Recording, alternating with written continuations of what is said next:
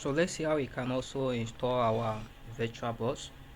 So finally we have also downloaded virtualbox.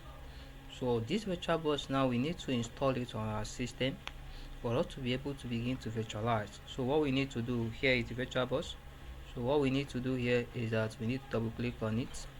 So as soon as you double click on it, you will see a question that will also answer, do you want to allow this app to make changes in your device? You got to say yes. So as soon as you say yes, it will also keep on giving us an option to also to click on. So here it says, welcome to the Oracle VMware. This is a version of this VirtualBox. This is the old version, now is the newer version. So we say next. So we say continue.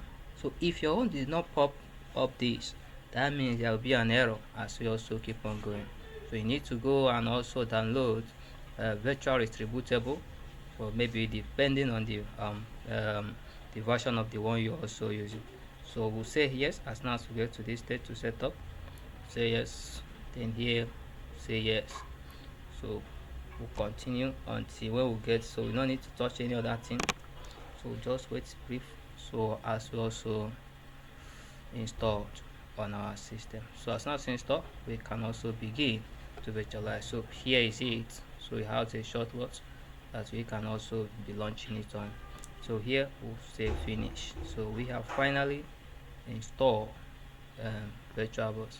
So here is where we can also make use of the virtualbox. You go to new add. So very interesting. So thank you, keep on watching and subscribe.